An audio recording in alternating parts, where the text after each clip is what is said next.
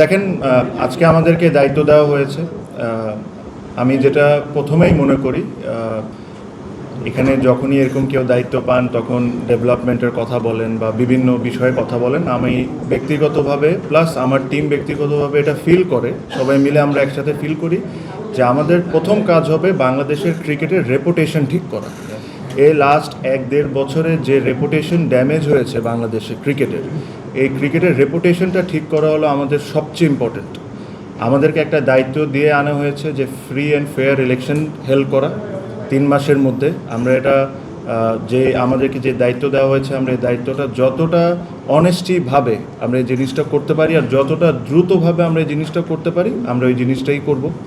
সাথে সাথে অবশ্যই আমরা ডে টু ডে অ্যাক্টিভিটিসের মধ্যে যা যা হয়েছে, ওয়ার্ল্ড কাপ ইস্যু আছে আপনারা জানেন, সব কিছু নিয়ে আমাদের যা সঠিক কাজ করার দরকার আমরা তাই করব। কিছু কিছু সিদ্ধান্ত আজকে আমরা নিয়েছি ক্রিকেট বোর্ডের মিটিংয়ে, যেটার মধ্যে একটা যেটাতে আপনাদের হেল্প আমার সবচেয়ে বেশি দরকার।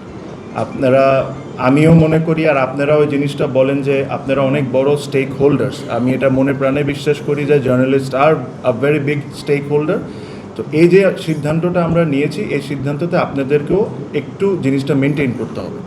আমরা লাস্ট অনেক বোর্ডে দেখেছি যে বিভিন্ন বোর্ড ডিরেক্টর বিভিন্ন সময় ইন্টারভিউ বা বিভিন্ন সময় অনেক কিছু বলেছেন। আমরা এই জায়গা থেকে সরে এসে আমরা একজন স্পোক্স পারসন ঠিক করেছি। Anything to do with the board please contact him. ওটা আমরা সিদ্ধান্ত নিয়েছি, ওটা তানজিল ভাই হবে।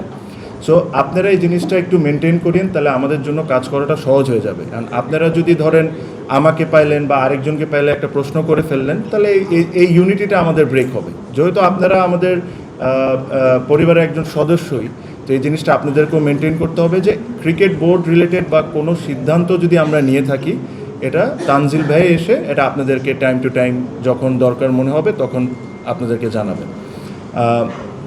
এখানে এর চেয়ে বেশি আমি আজকে আর কোনো কিছু বলতে চাই না। আজকে আমাদের খুবই অল্প সময় ছিল, আমরা এসেছি, আমরা কিছু কিছু সিদ্ধান্ত নিয়েছি। এগেইন ওটা তানজিল ভাই আপনাদেরকে সুন্দর করে ব্রিফ করবেন। আর প্লাস কালকে আমাদের আরেকটি বোর্ড মিটিং আছে, ওটাতে আমরা যা সিদ্ধান্ত নেওয়া আমরা নিব।